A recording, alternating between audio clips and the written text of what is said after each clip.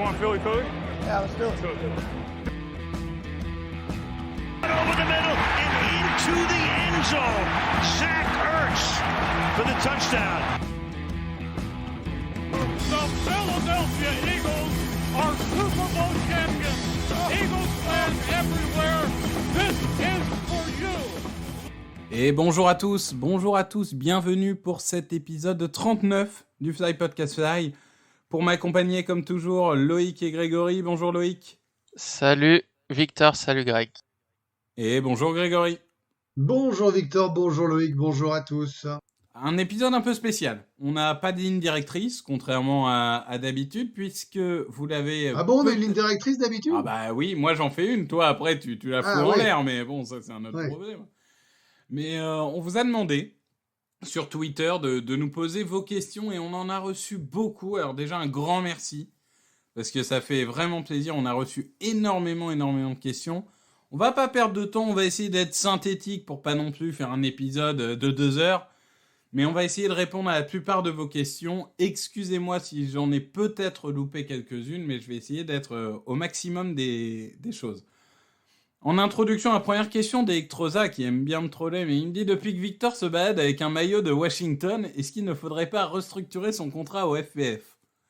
Donc je tiens à dire que j'ai pas encore reçu le maillot de Chase Roulier, mais ça va venir. Mais on est d'accord que Washington, c'est notre petit frère qu'on aime tabasser. Il n'y a pas de rivalité avec Washington, c'est pas grave. Moi, je t'en voudrais jamais de prendre un maillot avec un mec qui a ton nom et qui joue en NFL. Voilà. Après, Washington, ça m'intéresse pas. C'est vraiment une équipe qui n'a pas d'intérêt. Ah, c'est vrai que ça fait quelques temps qu'ils sont pas au sommet.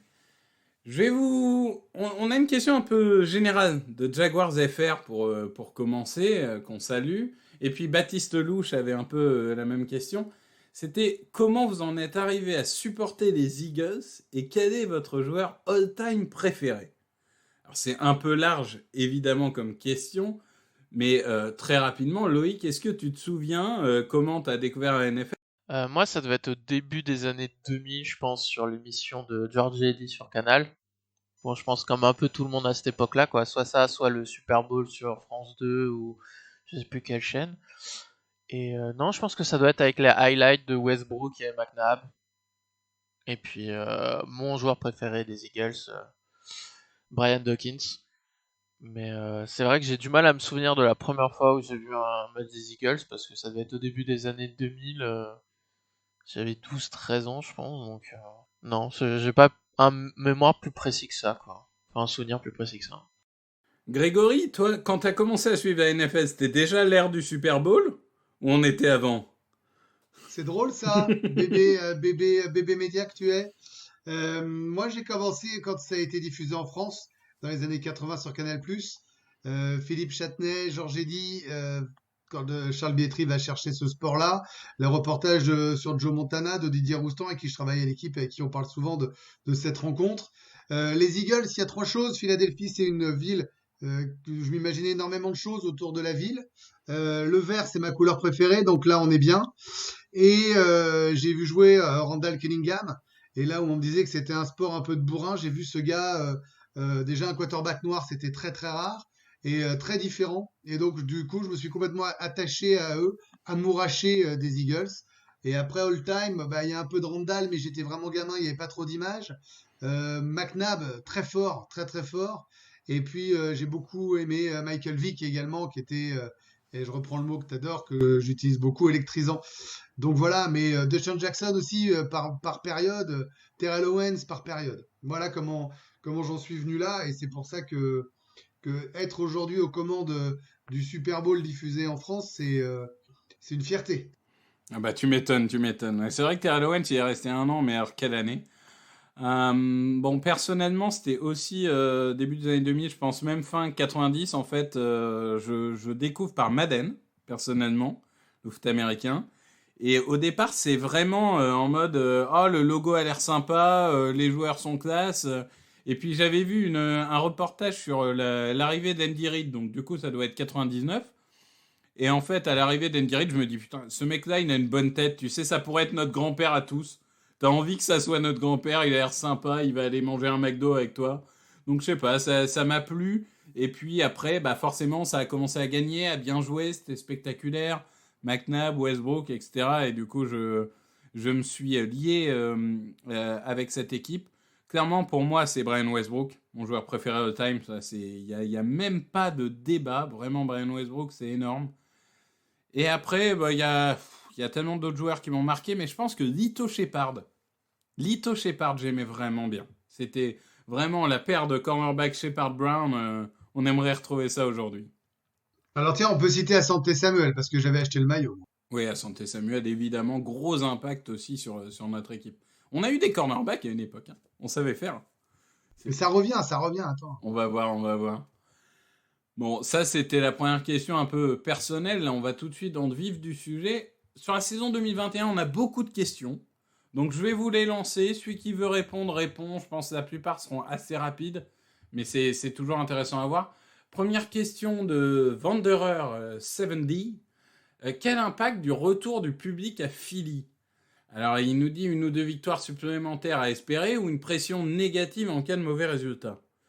C'est très difficile à évaluer. Toi, Grégory, comment tu penses que... Parce qu'on sait que le public de Philly est impitoyable. Est-ce que tu penses que c'est une mauvaise nouvelle pour Jalen Hurts ? Non, je pense que c'est une très bonne nouvelle. J'ai des bonnes sensations sur sa capacité à résister à la pression. Je l'ai vu en fin de saison. Puis ça a été plus difficile. On revient pas sur le sportif, mais j'aime sa façon de se préparer, de communiquer, ce qu'il avait montré en université avec des responsabilités. Et je pense que porté par un public, il y a cette petite dose d'adrénaline qui pouvait lui faire défaut sur les fins de rencontre. Il aura encore progressé athlétiquement avec un playbook adapté qui fera que ce sera plus positif. Alors évidemment, s'il envoie que des saucisses et que l'équipe est à 0-10, bah, il va se prendre des bouts dans tous les sens. Mais j'ai plutôt tendance à croire que le public sait qu'on est en reconstruction, que le gars est un semi-rookie, en tout cas en starter. Et même si c'est pas le public c'est le plus indulgent, je pense que lui supportera ça. Donc moi, je vois un énorme avantage.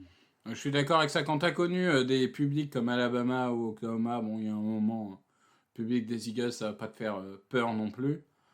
Loïc, bon, tu pourras, si tu veux, rajouter à cette question, mais je t'en pose une autre. Qui va être le breakout player cette année ? Le joueur qui vraiment va se révéler, si on traduit. Non, mais je pense que celui qui va exploser maintenant Maintenant. Non, c'est pas encore officiel, mais je pense que ça va être Goddard. Dallas Goedert ? Ouais, Goddard, s'il arrive à jouer l'ensemble des matchs, et vu que je pense que Hertz ne sera plus là. On aura tout un paragraphe sur Zach Ertz, on a eu beaucoup de questions. Ouais, mais... et que on a vu que en se basant sur ce qu'on a pu voir avec l'attaque des Colts, où les tight ends ont une place importante, ouais, je m'attends à ce qu'il fasse une grosse saison, parce que toute proportion gardée, c'est un mini Kittle, quoi. Greg, en 2 mots, un breakout player ? J'ai envie de croire que Smith va être tout de suite très impactant. Et je pense que Miles Sanders, s'il évite les blessures, avec le nouveau système, le nouveau coach, Jalen Hurts aux commandes, peut faire du All-Pro. Moi, je vais parler d'un joueur qui est déjà connu, qui a déjà été Pro Bowler et tout, mais je pense à Javon Hargrave, qui pour sa première saison a été blessé en pré-saison. Il a été très bon en deuxième partie de saison. Vous regardez ses stats avancées, c'est énorme. Mais c'est sûr que sa première partie de saison était moins bonne et je pense qu'il va vraiment redevenir Javon Hargrave cette année. Donc, clairement, là-dessus, pas de problème. Ensuite, on a une question Alors, la question, c'était de Pablo Torreblan. Qui joue le plus gros cette saison ? Quel joueur est l'élément clé pour une excellente saison ? Question de Gus et de Ken Kanaki. Je pense que la réponse... la réponse est évidente. C'est Hurts. On a un nouveau quarterback, donc évidemment, c'est l'élément clé. Hein. Bah, surtout quand t'as potentiellement 2 à 3 premiers tours l'année prochaine. Clairement, s'il fait une mauvaise saison, au revoir. C'est clair. Clairement, là, c'est ce qu'on a déjà dit en fin de podcast dernier. Il lui donne sa chance. Ils ont envie de lui faire confiance. Je pense que c'est bien passé avec Nick Sirianni. Les gars ont envie de jouer avec lui dans la com d'avant-saison. Hein, donc, ça ne veut pas dire que ça marchera sur le terrain. Mais je rejoins Loïc. Vu les armes que tu as derrière à la draft, la possibilité de faire des échanges contre un quarterback fort ailleurs ou d'en drafter un, il faut que ça marche tout de suite. Il a sa chance, c'est déjà beaucoup. Non, c'est clair, c'est clair. Question suivante. Eric Wilson ne serait-il pas la meilleure signature dont personne ne parle? Il a fait une saison 2020 superbe et est familier avec les schémas de Gannon. C'est une question de Jean-Michel Boujard, qui est du coup mon collègue et ami de Touchdown Actu. Je vais répondre à celle-là, parce que pour moi, oui, Eric Wilson, c'est ce qui manquait à cette défense. C'est-à-dire un linebacker qui n'est pas forcément bon contre la course. On en a plein qui sont bons contre la course. Mais c'est un linebacker excellent en couverture. Et c'est ce qui nous a manqué l'année dernière, ce qui nous a obligé à mettre des Ned Gary en couverture, qui s'est pris 47 réceptions en 47 lancés. Donc je pense vraiment qu'Eric Wilson, c'est la bonne affaire. Et en plus, il connaît déjà les systèmes, puisqu'il était aux Vikings. Donc pour moi, c'est vraiment le bon choix. Ensuite, on a plein d'autres questions. Alors, Eagles 75 000, je dis son nom une fois, mais alors merci beaucoup, parce qu'il nous a abreuvé de questions. Vraiment, il y en avait dans tous les sens. Pensez-vous que Reagor a le talent pour exploser dans cette équipe? Oui, non, qui veut prendre la parole? Oui, Moi, je pense qu'il a le. Non. Non? T'y crois pas? moi j'y crois. Non, mais je vais laisser Loïc dire oui. Je vais laisser Loïc dire oui. Je vais voir ce que je peux contrer. Oui, parce que je pense que du coup, maintenant, l'année dernière, il était censé être la cible numéro 1, puisque il n'avait fait aucun autre investissement sur le poste majeur. Là, cette année, tout le monde va attendre Devontae Smith. Que ce soit les fans ou les équipes adverses, ils vont tous se concentrer sur lui, je pense. Donc ça peut lui enlever de la pression. Et surtout, je pense que ce qui va lui faire du bien, c'est de voir comment un joueur de son âge peut être un vrai pro déjà. Parce que je pense que Devontae Smith, en termes d'éthique de travail, tu feras difficilement mieux. Je plus sois à ce qui est dit, mais ça n'empêche pas de penser que ça sera. Moi, dans le mot explosion, c'était ce qui va devenir une star, un grand joueur, un grand receveur. Pour moi, de toute façon, aux Eagles, car je crois fort en Smith, il ne sera que numéro 2. Maintenant, il peut être très bon sur les special teams, parce que peut-être qu'enfin ce staff va lui faire des returns, et enfin j'en suis sûr, parce que le peu qu'il a fait, il a été bon, il avait mis un touchdown. Donc là-dessus, il peut être bon, et il peut faire une saison statistiquement bien meilleure, et dans les stats, donc, et dans l'état d'esprit. Mais pas de là à devenir un receveur pro bowler, pour moi. Voilà, je pense qu'il sera un très bon complément de Smith, une très belle arme pour les Eagles, mais il ne sera pas au niveau qu'on pouvait imaginer en le draftant si haut l'an dernier. Mais ce sera un bon investissement quand même. Ouais, moi j'ai déjà dit en sortant de TCU, bon, il était très brut, hein, parce que très, très difficile l'attaque de TCU quand il y était. Bon, je pense que par contre, il va falloir qu'il change d'attitude, quoi. Le portable à la mi-temps, les tweets et machin, les trucs t'oublies, quoi. Donc, soit il se remet la tête à l'endroit, il peut devenir un excellent numéro 2, soit il continue, les Kevin Wallace et Jalen Reagor et tout, ils continuent à se comporter comme des petits cons, et ça risque d'être rapidement problématique. Question suivante. Malaita ou Dillard en left tackle? Mailata. Loïc. Mailata. Juste pour une question de mentalité, en fait. Et il paraît que Dillard, en conférence de presse, était métamorphosé selon les... Ouais, journalistes. moi, j'attends de le voir sur le terrain. Moi, je préfère un gars dont tu as vu qu'il pouvait punir l'adversaire. Parce que Mailata, quand il balance un joueur, il le balance. Hein. C'est pas... Et ben moi, je vais dire Dillard. Parce que Malaita, il a fait une très bonne saison, mais alors ça veut pas dire que tu seras forcément incroyable, et que je reste... Dillard, c'était un phénomène en université. Oui, il a pas eu de chance. Parce que première année, il joue à droite, qui était pas vraiment son truc. En plus, bon, il était pas forcément extrêmement bien investi. Deuxième année, il va être titulaire, bam, il se blesse pour la saison. Donc quand même, il a pas eu de bol dans son début de carrière. Donc moi, j'ai envie de tenter. Et si vraiment ça marche pas, de mettre Malaita, mais j'ai envie de tenter Dillard. Et moi, j'ai envie de croire que ça sera un poste très fort parce qu'on a deux prospects qui ont encore beaucoup à prouver, qui peuvent progresser. Donc, je suis assez d'accord sur le côté Dillard peut être une très bonne surprise avec une petite remise en cause par rapport à tout ce qu'il a montré avant. Et je crois aussi fort en Malaita et je me dis que c'est peut-être des choix de draft qui vont s'avérer payants tardivement. Non, c'est sûr que ça sera un gros combat, je pense, au camp, et ça va être, je pense que ça va être ce dont on va parler principalement. Des joueurs free agent comme Malik Hooker, Dede Westbrook. Il n'a pas signé Malik Hooker? Est-ce que vous pensez qu'il faut encore recruter là, des vétérans, des free agents si jamais ils arrivent à un bon prix? Ou est-ce que là, on a un effectif à peu près stable et comme on dit, un groupe très jeune, ok, mais dans ce cas-là, voilà, on fait jouer les jeunes et puis on verra bien ce qu'ils donnent. Bah, il y a quand même un énorme trou au poste de cornerback. Hein. Là, Cornerback extérieur? C'est un peu gênant quand même. Voilà. Là, Mais alors, Malik Hooker et Dede Westbrook vont pas t'aider. Mais après, Hooker... Donc c'est Steven Nelson pour être clair. Ou un autre, tu vois.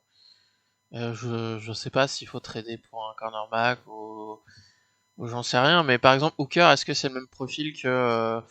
Est-ce que c'est plus un profil McLeod ou plus un profil... comment il s'appelle, celui qui a signé Harris? Harris? Oh.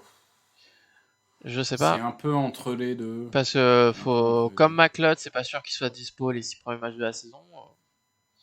Ouais. Est-ce qu'il faut recruter un vétéran au poste de Kevin Wallace, monsieur.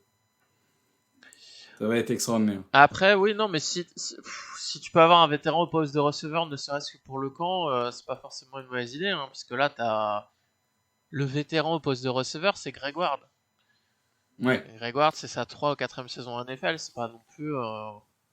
Mais du coup, on avait des questions sur la secondary. Est-ce qu'elle est meilleure que l'an dernier? Est-ce que la blessure de McLeod pose problème, etc. Je pense que le recrutement d'Anthony Harris et la draft de McPherson, c'est quand même difficile de dire que c'est moins bon que l'année dernière, non, Grégory? Faut surtout se rappeler ce qu'on avait dit au dernier podcast. Moi, je trouve que la draft est très bonne, qu'on a pris. C'est limite un style, hein, franchement. Je lisais ce que disaient les experts. Moi, je ne suis pas aussi bon que toi en foot universitaire, mais je me suis du coup intéressé fortement à son profil. Et pas que dans l'enthousiasme de la draft, dans la foulée, j'ai revu des choses. Je pense que c'est un gars qui a un drôle de potentiel et qu'on a fait un super coup. Alors après, maintenant, il faut voir s'il sera NFL ready. Faut voir s'il va s'adapter à ce que demandent les coachs en défense, bien sûr. Et Harris, bien sûr aussi que c'est un bon coup. Quand il a signé, on s'est dit waouh, mais non, mais on a réussi ça nous. Mais comment on a pu être aussi malin? Donc ces deux signatures, même s'il y a un manque, comme le dit Loïc, tu upgrades, mais honnêtement, de 50 à 60% par rapport à l'an dernier, tout simplement. La blessure de McLeod, c'est un vrai problème. Ouais, c'est Kesokem qui nous posait cette question. On part de l'autre côté du terrain. Vos avis sur Travis Fulgham? Est-ce que c'était vraiment 4 matchs où il a marché sur l'eau et ce qu'on a vu en fin de saison, c'est son vrai niveau? Ou est-ce qu'il a été mal utilisé en fin de saison et on a une vraie perle qui va contribuer l'année prochaine? Je vais laisser Loïc répondre parce qu'il s'agaçait beaucoup sur Fulgham en fin de saison dernière. Enfin, en tout cas, sur l'utilisation qui en était faite. Je pense que c'est un mix de tout. Je pense que déjà, les défenses se sont adaptées après les 4 matchs qu'il a fait exceptionnels.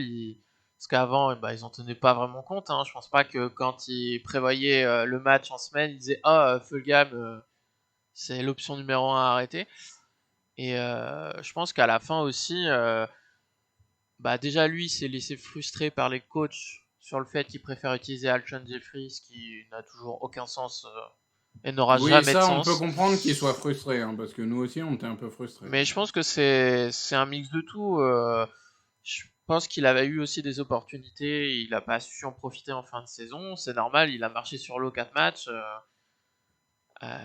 Donc je pense que c'est un mix de tout, mais le changement de coach, de toute façon, va faire du bien à tout le monde. Ça va permettre... Je suis assez d'accord avec ça. Enfin, ça sera un bon contributeur. Ouais. Ça sera pas 100 yards par match comme il l'a fait pendant 4 matchs. Mais ça sera pas Mike Evans ou j'en sais rien. Il est ce que J.J. Arcega-Whiteside aurait dû être. C'est-à-dire ce joueur un peu physique que tu vas utiliser sur des 50-50. Ouais, ou que tu peux... En tout cas, c'est notre meilleur 50-50, enfin, jusqu'à preuve du contraire. C'est-à-dire qu'on a joué un peu n'importe comment en lançant des petits gars rapides en 50-50, ça pouvait pas marcher.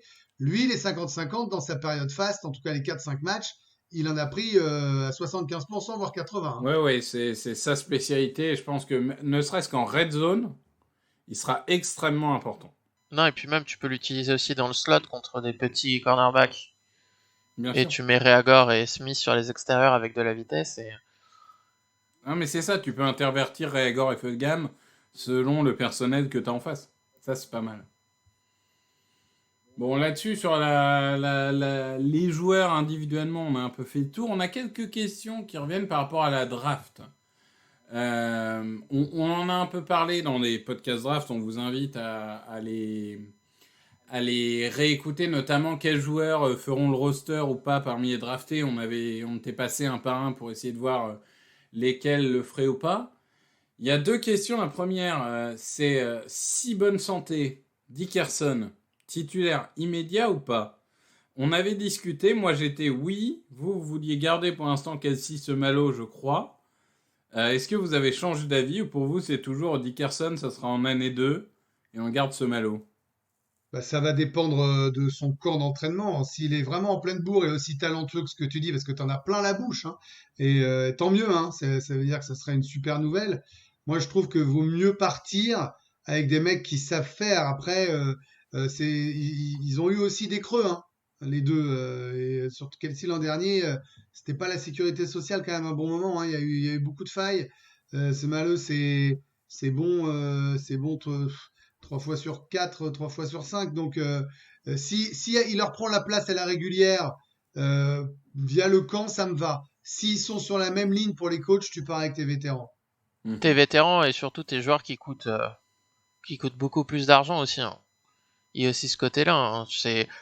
Oui, tu veux les meilleurs joueurs sur le terrain, mais d'un autre côté, t'as des vétérans que tu payes un paquet d'argent, et à un moment donné, il faut que tu les fasses jouer, quoi. Sinon, on les garde pas du tout, hein. Et la question se posera plus quand en semaine 2, Brandon Brooks sera fait voilà, pendant la file, et que du coup, on aura Dickerson, Semalo et Kelsey sur le terrain. Cela dit, il a l'air d'être en pleine forme, motivé. Ouais, Bien, comme hein. l'année dernière. Ouais, mais Arrêtez. c'est une montagne. C'est une montagne.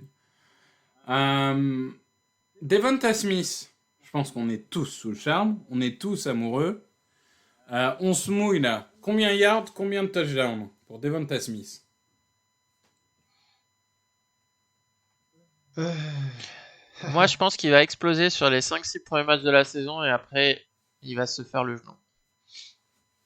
Parce que ça serait tellement... Merci Loïc de ta positive attitude qui est incroyable. J'en peux plus. Je lui demande des stats de Smith. On peut rêver, on peut dire n'importe quoi, on peut dire 2 milliards, le mec il t'annonce une blessure. Non, mais c'était une autre question qui était juste au-dessus, donc j'y réponds en même temps. Mais non, mais ça serait pas tellement Eagles que le mec il défonce toutes les défenses et pouf, il s'expose le genou. Honnêtement, entre nous. Après, c'est pas que les Eagles, hein, c'est surtout très NFL. Hein. Après, c'est nous, un peu nos le problème blessures, c'est de plutôt cette sur ligue. des lignes. Hein. Sur un Ouais. receiver, c'est moins. Moi, je dis, je vais te répondre. Regarde, Jean-Michel Optimiste est de retour. Je vais te répondre. Je vais laisser papa baragouiner là dans son coin. On va te faire les genoux, blablabla, on va tous mourir, blablabla. Allez, il passe la barre des 1000 et il est à 9 touchdowns.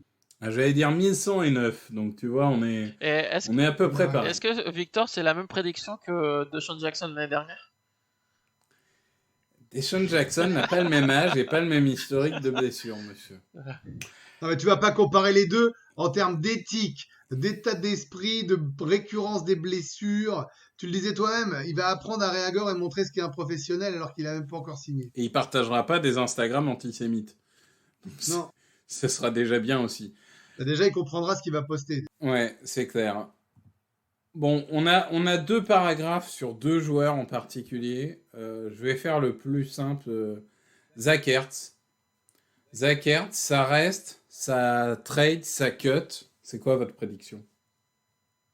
Non, il sera parti avant le premier match de la saison. Enfin, Ouais, je pense aussi. Et je pense qu'il sera cut. S'il y avait des partenaires de trade, on les aurait déjà trouvés. Je pense qu'ils vont attendre le début du camp en août, voir s'il n'y a pas possibilité avec une équipe qui aurait des blessures à ce poste, ou alors d'échanger contre un joueur, contre un cornerback, ou je sais pas. Ouais, ça c'est d'autres possibilités. Une équipe un peu contender qui se retrouve avec son taille numéro 1 qui se fracasse, ouais, mais bon. Greg? Ouais, j'en sais rien. Là, ces boules de cristal, Madame Irma, vos scénarios sont bons. Hein. Donc, mais je préférerais récupérer une fin de draft, vu la draft dense qui s'annonce l'année prochaine, ou un joueur utile, vétéran déjà de bon niveau, qui va faire la blague sur 2 saisons, quoi. Ça me ferait chier le cut pour. Mais juste on est pour faire d'accord de que l'espace. globalement, il n'est pas sur le terrain avec un maillot des Eagles en septembre. Bah, paraît ça me très peu paraît probable. compromis. Enfin, en tout cas, vu la nature du business, ça serait quasiment de l'irresponsabilité. Quand on voit comment les Falcons ont transféré en 2 jours le meilleur joueur de leur histoire, c'est vraiment oui. que du business. Bah, non, mais c'est exactement ça. Non, mais c'est C'est- incroyable. C'est incroyable. C'est juste ça. Donc, nous, on fait un peu d'affect par moment, ce qui nous a coûté un peu quelques failles. Mais enfin, bon, je vous rejoins. Bon, et il y a un paragraphe, on ne peut pas non plus le... Voilà, Jalen Hurts. Alors, qu'est-ce qu'on peut en dire de plus? Quel bilan pour qu'on le garde? Est-ce que on draft directement un quarterback? Parce que bon, s'il est très bon, ok, on draft pas de quarterback. S'il est catastrophique, on draft un quarterback. Moi, je vais vous donner le troisième scénario. Il est moyen. C'est-à-dire pas mal, mais il n'explose pas les scores. C'est le pire. Et on se retrouve, on va dire qu'on peut monter top 3, top 5 de draft. De toute façon, on a 3 premiers tours. On voit. Est-ce que vous lui laissez 2 ans ou est-ce que vous vous dites on a 3 premiers tours de draft, on ne pourra pas tous les jours monter comme ça et moyen ça suffit pas, on draft un quarterback s'il est moyen, il faut vraiment qu'il soit excellent. Bah, Moi, je pense que ça va dépendre d'une chose essentielle, la qualité des quarterbacks à la draft aussi. Si tu sens qu'il a fait une saison et qu'il est en progression au fil de la saison, qu'il comprend de mieux en mieux ce qui se passe, que tu vois que la complicité se fait. Parce que c'est aussi la dynamique, le momentum de la saison. C'est pas que les stats brutes, si tu démarres lentement et que tu finis fort, eh ben, ça sera mieux que si tu commences très fort, mais comme il l'a fait sur ces 4 matchs dans les cartons, et que tu finis mal. Dans ce cas-là, tu te poseras des questions. Donc mais je pense quand même si j'ai déjà de l'amour pour ce garçon, vous le savez, mon bébé Jalen, je pense quand même qu'il a tout intérêt à faire une énorme saison parce que derrière, ils lui feront aucun cadeau. On disait, c'est que du business. Voilà. Ils ont les armes pour aller chercher un gros quarterback. S'il y en a un qui explose l'année prochaine, qui est draftable pour nous, si la saison est juste moyenne, ils le garderont pas. moi, en fait, c'est même pas une question de draft ou pas. C'est que l'année prochaine, sur le papier, tu pourrais avoir quand même certes des quarterbacks âgés, mais de sacrés quarterbacks disponibles. Surtout si tu as 3 premiers tours de draft, tu seras limite le meilleur partenaire possible pour récupérer un des QB qui pourrait être dispo. Genre, tu sais pas ce qui va se passer avec Deshaun Watson. A priori, Russell Wilson, il est pas très content de ce qui se passe à Seattle. Tu vois Aaron Rodgers, il est pas content de ce qui se passe à Green Bay. Donc en final... Enfin, on va pas commencer à recruter un quarterback de 37 ans. Non, mais en fait... Non, mais attends, les mecs sont âgés. Je peux finir. Je peux finir. C'est-à-dire, Allez. je peux finir. Est-ce qu'il y a un an, tout le monde imaginait ça? Non, Non. mais je suis d'accord, Donc, je tu suis sais- d'accord non. qu'il va y avoir. Donc pour moi, tu sais pas qui va être dispo en mars prochain et tout. Donc si Hurts, il est moyen ou moyen, déjà, ça serait le pire. Pour moi, faut soit qu'il soit très bon, soit qu'il soit nul.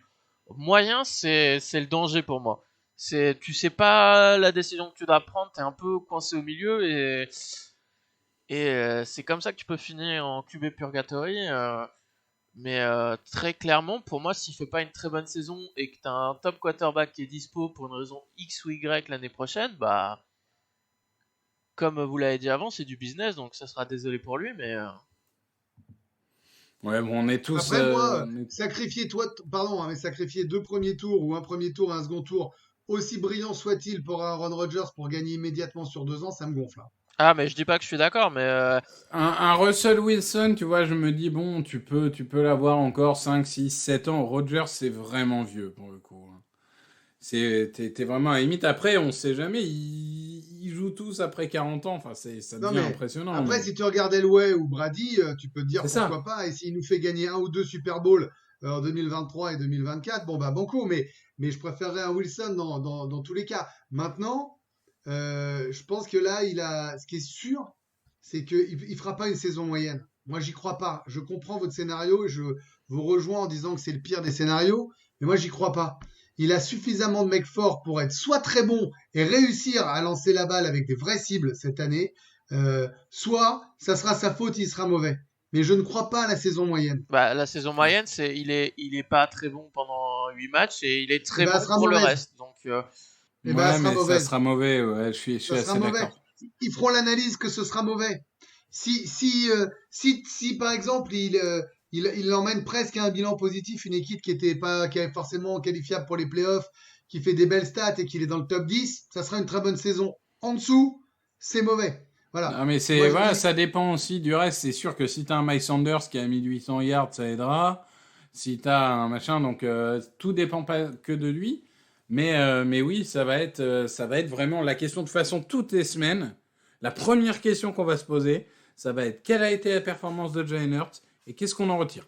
Ça va être la première question qu'on va tous se poser toutes les semaines. Alors moi, la première question que je vais me poser, et je rejoindrai les inquiétudes de Loïc l'an dernier, c'est à quel niveau physique il est par rapport à ses pertes de vitesse en fin de match. C'est-à-dire que maintenant qu'il sera préparé, que l'équipe sera pour lui, qu'il y aura un playbook pour lui, est-ce qu'il va être capable de jouer pendant 4 quarts-temps? Si la réponse est oui dès le premier match, alors on jugera sa saison et son vrai niveau. S'il n'y arrive pas, de toute façon, ça sera pas. Moi, ce que je vais regarder en premier, c'est sa capacité à lire le jeu.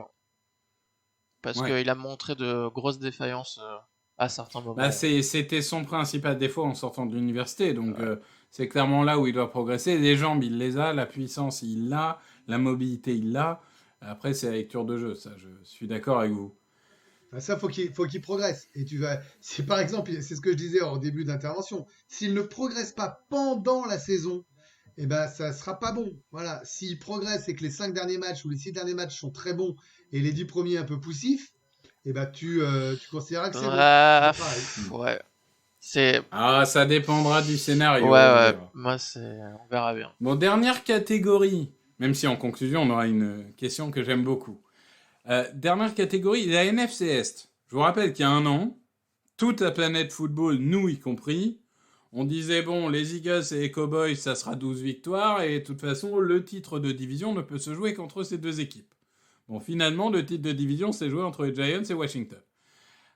Donc, il y a eu beaucoup de questions. Pablo Torreblan, Pierrot 38, Kassokam, Yunzo Isbak, etc. Amin Zenadi. Les questions... c'est quel bilan pour les Eagles? Est-ce que Dallas est favori? Est-ce que la NFC sera la division la plus faible? Est-ce que du coup Philly peut prétendre aux playoffs? Qu'est-ce qui est pour vous le plus envisageable? Quel est votre pronostic? Pour moi, ça restera la division la plus faible encore cette année, avec quelques beaux joueurs et des révélations, des gens qui ont +1 et qui seront bons.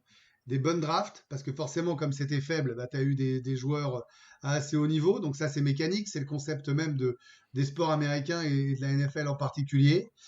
Je pense que Washington ne sera pas champion de division, puisque personne ne peut gagner 2 ans de suite. Depuis 2003, depuis les Eagles, en 2003-2004, personne n'a gagné si 2 ans. Si les Cowboys font pas n'importe quoi, il n'y a pas de raison que ça leur échappe. Mais traditionnellement, ils font n'importe quoi et en plus, ils ont une équipe de cassos. Donc je mettrais peut-être un petit billet sur les Giants, moi, cette année. Les Eagles, pas trop loin, au bord d'un bilan positif, mais je les vois quand même pas en positif. Je les vois plutôt en 6-10. Sauf si tu arrives avec de la magie à faire une saison invraisemblable. Mais je vois aller les Giants. 6-10 n'existe plus, Grégory. Ah oui, c'est allez, 6, je vais être optimiste. 11 ou 7-10. 7-10, je vais être optimiste, t'as raison. Non, moi aussi, j'ai beaucoup de mal avec ce concept. Enfin, les bilans à 17 matchs, j'y arrive pas pour l'instant. Loïc?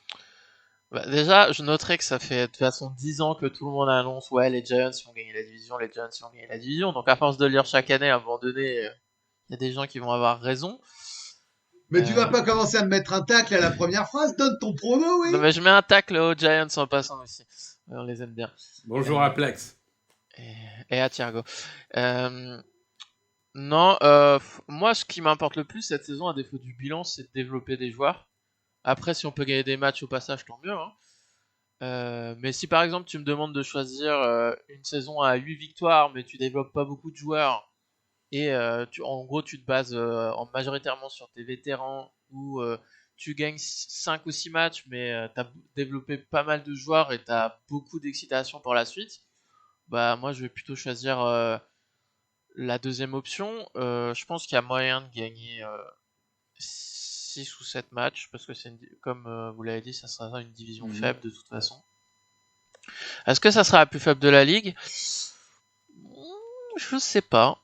À voir si Rodgers Moi, je pense que non. à voir si Rodgers il reste aux Packers, parce que si Rodgers il est plus aux Packers, Vikings, Lions, Bears sont tous capables de faire un peu n'importe quoi dans ce cas-là. Ouais, moi, la Nord, c'est vrai que c'est compliqué. La Sud, hein, C'est vrai que la parce Sud que maintenant. Atlanta, c'est quand même Ils ont dans Pitts, le hein. crépuscule. Les Saints, ils ont plus Drew Brees. Les Panthers, ça reste l'année 2 de la reconstruction. Et il y a les Buccaneers. Ok, oui, les Buccaneers, c'est très très fort. Mais les gars, vous êtes fous. Il y a le champion en titre, il y a des équipes qui étaient en playoff, et nous, on n'est que des équipes de Brélas. Non, mais vous êtes des malades. Mais Et puis il y a la, Là, il y vous a, il y parlez a dans la, les- Greg. des l'AFC Sud, l'AFC Sud quand même avec les Texans qui sont aux fraises, et les Jaguars. avec les Jaguars en année 1 de reconstruction, les Colts D'accord, là. qui vont se planter parce que Carson Wentz va faire de la merde, et les Titans qui vont se planter parce qu'au bout de 5 matchs, Julio Jones et Edgy Brown se seront tapés dessus parce qu'ils n'ont pas assez de ballons. Et là, pouf, l'AFC Sud est la pire division. Ah, je pensais que t'allais me dire qu'ils seraient tous les deux blessés, mais Non. Mais après, pour revenir, moi, je pense que Washington est largement favori. Je pense qu'ils ont le meilleur effectif de loin. Les Cowboys n'ont pas de défense. Les Cowboys, pour moi, c'est les Falcons de l'année dernière. Ils vont mettre 35 points, mais ils vont s'en prendre 38. Donc, clairement, je n'ai pas confiance. Peut-être qu'ils me feront mentir, tant mieux pour eux. Les Giants, bon, ça reste les Giants, quoi. J'y croirais pas tant que j'aurais pas vu. Donc, pour moi, c'est Washington. Et je suis d'accord avec vous, 6-7 victoires, c'est bien. 6-7 victoires, c'est très bien. Bon, là-dessus, je pense qu'on a fait le tour. En conclusion, il reste 2 questions. Avant ça, je refais un tour vraiment pour dire merci à tous. Hein. Merci à Eagles 75 000, à Chabaloutre, à Pablo Torreblan, à Ken Kanaki, à Kaiso Kam. J'espère que j'ai réussi à parler de tout le monde durant ce podcast. Merci à tous pour vos questions et pour votre soutien. On a 2 questions. La première, elle est un peu générale, mais juste votre avis sur la saison à 17 matchs. Genre, c'est un match de plus, tant mieux pour nous. Ou, Ouais, moi, j'ai pas d'avis. Ça augmente les blessures inévitablement. C'est un sport tellement violent. Mais oui, moi, je pars sur ça. Tant mieux pour nous. Voilà, moi, je suis content. Hein. Plus il y a de NFL, plus je suis heureux. Hein. En plus, j'aime pas la pré-saison. Ça me gonfle fort. Donc, je comprends le courroux de ceux qui sont contre. Mais je vais être égoïste et me dire, il y a davantage de NFL et moi, ça me va. Moi, j'ai juste envie de dire que avant de se plaindre de 17 matchs, les joueurs feraient mieux de se plaindre de leurs représentants qu'on négociait pour 10 ans, ce qui est le pire CBA du sport américain, de loin, de très très loin. La NBA a des contrats quasi exclusivement garantis. La MLB a même pas de salary cap et pourtant tous les joueurs ont des contrats garantis. La NHL, ils s'en sortent bien aussi, même si les niveaux de salaire sont plus faibles, certes. Mais la NFLPA s'est foirée comme à chaque truc. Et après, ils vont pleurer que 17e match, ils n'ont pas de deuxième bye week, ils n'ont pas une grosse prime, etc. Bah, fallait l'anticiper, le négocier. Quand tu as accepté dans le CBA qu'il y ait 17 matchs et que tu n'as pas négocié de deuxième bye week en même temps, bah, tu as juste fait une erreur dans les négociations contractuelles. ouais, et puis Donc j'ai peur qu'en effet, il y ait plus de blessures, mais les joueurs peuvent s'en prendre qu'à eux-mêmes. et puis moi je pensais qu'ils allaient enfin se débarrasser du tag, qui est Ouais. une aberration C'est- totale. Qui est une aberration totale. C'est Total. incroyable le tag. Historiquement, les joueurs ne savent pas négocier en NFL. Donc, Parce que les propriétaires sont incroyablement forts aussi. Ouais, parce qu'ils sont, Oui, ils sont aussi. énormes. Il y a énormément de joueurs aussi. Et en fait, les bah, c'est sûr qu'il y a 53 joueurs, ça tu... Ouais. Ah, ok, il y en a beaucoup aussi, mais il n'y en a pas 53. Donc... Non, mais t'en as pas 12 comme en basket, tu vois. Non, ça c'est clair. Ça c'est clair. Quoi qu'en baseball, avec leurs 14 ligues mineures, ils en ont pas mal aussi. Dernière question. Vous qui êtes fervent supporter des Eagles, depuis longtemps, oui, on peut considérer que ça fait longtemps maintenant, quels Très longtemps. événements, alors quel pluriel au singulier, quels événements seraient susceptibles de vous faire changer d'avis et de supporter une autre franchise? aucun. Rien. Non. Ouais, moi non Aucune plus. chance. Moi, je préfère ne plus regarder la NFL que pas supporter les Eagles. Même, Mais on a eu débat. Non, mais par contre, on a eu un débat intéressant avec un collègue de Touchdown Actu qui, lui, était attaché autant à la ville au club et qui me disait s'il y a un déménagement, moi ça me dérangerait. Bah moi je dis clairement, hein, s'il y a un déménagement, je m'en fous complètement. Alors non, moi je te rejoins pas. S'il y a un déménagement, j'expliquais en début de podcast à quel point j'étais attaché à la ville de Philadelphie pour tout ce qu'elle représente et pour y être allé en plus, voilà, ça me ferait chier. Je serais très très mal. Alors je supporterais encore les Eagles et s'il n'y a pas d'autres franchises. Mais de toute façon d'abord, on est sans doute une des villes. Oui, non, mais en soi, on déménagera jamais. Ça, on est d'accord. Voilà, nous on est les moins impactés par ça. Et mais non, et j'arrive même pas à changer d'équipe quand je joue à Madden. C'est-à-dire que même quand je prends 2 autres équipes pour rigoler, en fait, ça me casse les pieds de faire gagner les autres. Ah mais moi c'est pareil, ça c'est un truc. Bon, cette année j'ai pas joué à Madden parce que vraiment il est trop nul là celui-là. Mais pour le coup moi c'est pareil. À chaque fois je faisais des franchise mode avec les Eagles et je me disais bon allez quand même prends une autre équipe, c'est marrant, ça va te changer. Tu connais par cœur les schémas, tu connais par cœur les joueurs. Je joue 2 matchs et je retourne aux Eagles. Non, par contre, à défaut de changer d'équipe, une mauvaise gestion pendant une dizaine d'années, ça pourrait me saouler et diminuer mon intérêt dans les matchs. Bah, t'as survécu à 2006-2017, donc... Ouais, mais c'était... Moi, je crois pas. C'était une année... C'était 10 années catastrophiques, enfin, je suis désolé. Ouais, mais t'as eu la... Entre la finale de conférence où on se fait harponner les fesses par notre cher Larry Fitzgerald jusqu'au titre, on a quoi ? On a une défaite en play-off et 9 saisons de merde. Ouais, mais t'as des parenthèses au milieu et puis on suivait pas moi perso je suivais pas la NFL de la même façon que je la suis aujourd'hui. Il y a pas les mêmes moyens. Loïc, t'aimes aussi le soccer. Je parle comme ça, mais t'aimes le foot aussi. On en parle. Il y a un moment, il vaut mieux être quand même dans la fibre anglaise, même si tu descends en 4e division, t'aimes ton club, plutôt que de changer parce que d'un coup l'organisation te gonfle. C'est plutôt un désintérêt de la NFL. Mais moi, je le vois pas comme un comptable. Pardon, c'est pas méchant, mais alors surtout là, mais de dire ah ouais, il s'organise mal, je m'en fous. Moi, chaque draft, j'y croirais. Chaque fin de saison, je me dirais ça va repartir. Parce que c'est pour ça que j'aime ça. Mais Grégory, toi et moi, on est pareil. On a regardé 2 vidéos du training camp. On est persuadé qu'on va gagner le Super Bowl. On est d'accord. Oui, et puis je m'en fous si je me suis gouré. Et puis je vais gueuler pendant la saison en podcast. Et l'année prochaine, je te dirai à nouveau la prochaine vidéo, yes, parce que c'est ça le supportarisme. C'est d'aimer quoi qu'il arrive. Et tu peux reprocher comme tu le fais, Loïc. Ouais, après, il y a des supporters qui ont plus ou moins de recul.